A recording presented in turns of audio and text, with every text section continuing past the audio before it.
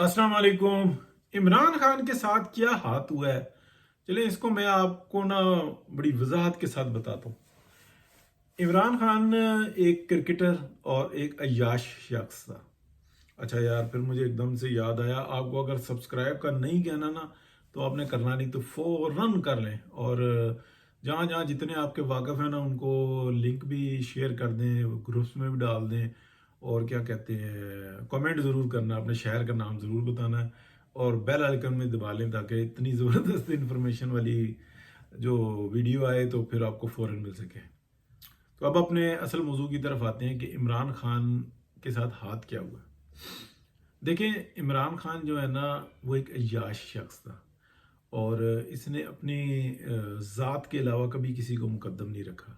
इसकी माँ का जनाजा घर पे पड़ा हुआ था और इसको सब कह रहे थे कि ये वक्त दोबारा नहीं आएगा और ये क्रिकेट के चक्कर में पड़ा हुआ था और अय्याशियों के चक्कर में पड़ा हुआ था। इसकी आंख से एक आंसू नहीं निकला था, इसकी बहनें रो पीट रही थी, इसके घर वाले समझा रहे थे तो कि एक ही बेटा है तू, लेकिन जिस तरह का है वो सबको पता ही है। तो ये चीज़ जो सी है ना हमारे सबके सामने है, हिस्ट्री हम कितनी दफ़ा बताएंगे। और बाप का मैं जिक्र नहीं करता कि क्या हुआ था उनके साथ, ठीक है। तो ये चीज़, लेकिन ये अपनी ज़िंदगी में मस्त था और गोरियों के साथ, गोरों के साथ अय्याशियाँ, ट्रिप। और इसको ये फ़न आता है कि अगर किसी ने कह दिया कि चलो तुम्हारा ट्रिप मेरी तरफ से, तो फ़ौरन उसको पक्का कर लेना, पहुंच जाना।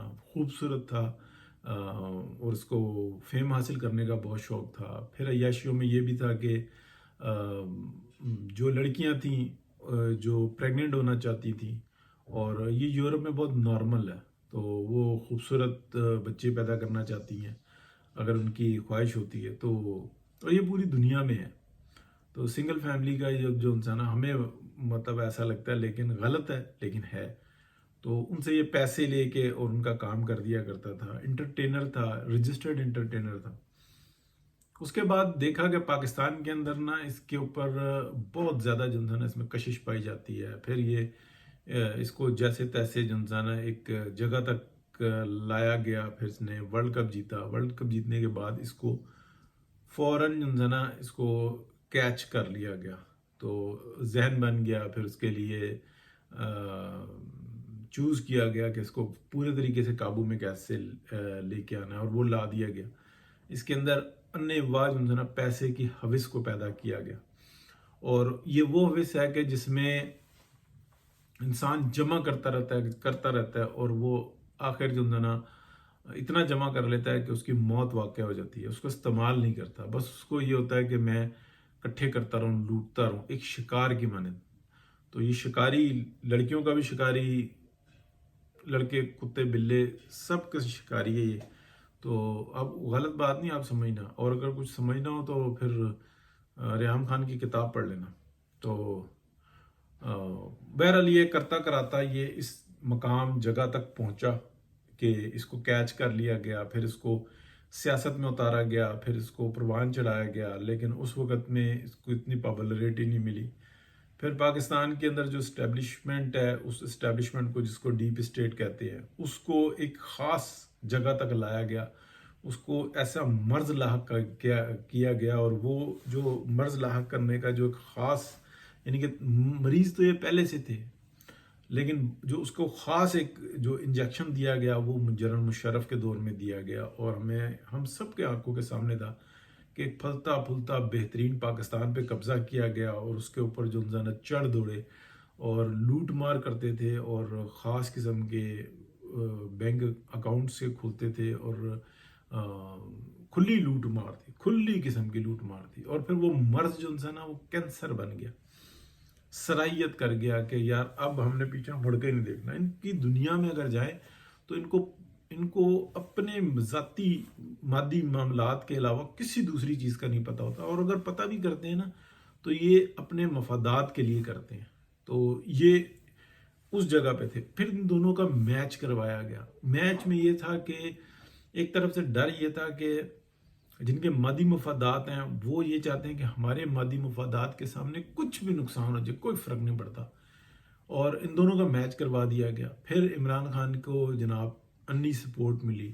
اس نے پاکستان کی خوب اچھے طریقے سے واٹ لگائی جتنی ہو سکتی تھی, اور باقی سارے دیکھتے رہے. پھر بیچ میں سے لوگ کہتے تھے کہ بھائی جان, چھوٹے والے بڑوں کو کہتے تھے کہ آپ تو نکل جاؤ گے, ہمارا کیا بنے گا, ہمارا حصہ ہمارا رکھ اتھے رکھ. تو یہ جھگڑا ہوا. خان صاحب کے ساتھ جو کچھ ہو رہا تھا, تو انہوں نے مال جو ہے نا وہ اسی طریقے سے, اسی میتھڈ پہ جو صدیوں سے ہوتا ہے, یہ اپنے بچوں کو بھیج رہے تھے. ٹھیک ہے, اور ان کو بھیج رہے تھے جو ان کی سابقہ, جن کو جو اصل بے میں ان کی بیگم ہے, اور جو موجود ہیں وہ تو بس ایسے ہی ہیں, لیکن وہ بھی ہیں. حقیقت تو وہ ہے کہ ایک پارٹنرشپ ہے, تو وہ پارٹنرشپ وہاں پہ مال جا رہا تھا, ٹکا کے جا رہا تھا. اس کی کوئی آپ کو ایویڈنسز نہیں ملیں گے, لیکن اس کی سنن ملے گی, اس کی خوشبو ملے گی آپ کو.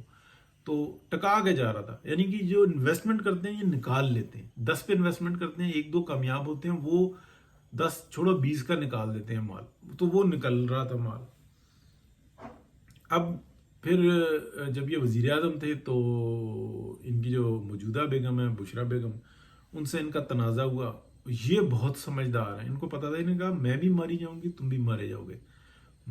مارے جانے سے مطلب یہ سمجھنا نا کہ آپ بھی پھنس جاؤ گے, میں بھی پھنس جاؤں گی, اور مال آپ کا نکل گیا, بچے آپ کے نہیں ہیں, کچھ بھی نہیں ہے. تو لہٰذا جو سا نا آپ اپنی جان سنبھالو, میں اپنی جان سنبھالوں. یہ بات ان کو سمجھ میں آ گئی. انہوں نے مال متے کے معاملے کے اندر نا اپنی ڈویژنز کر لی ٹھیک طریقے سے. تو بشرا بیگم کا جو مستقبل ہے وہ ان کے اپنے بچوں کے ساتھ ہے, جو سنسیئرٹی ہے. لیکن وہ جس مشن پہ ہیں وہ اس مشن پہ ڈٹی ہوئی ہیں.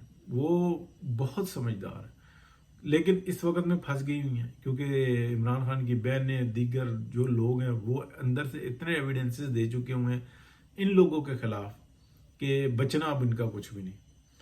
تو یہ ویسے مجھے بات نکالنی نہیں چاہیے تھی, لیکن نکل گئی, چلے ٹھیک ہے.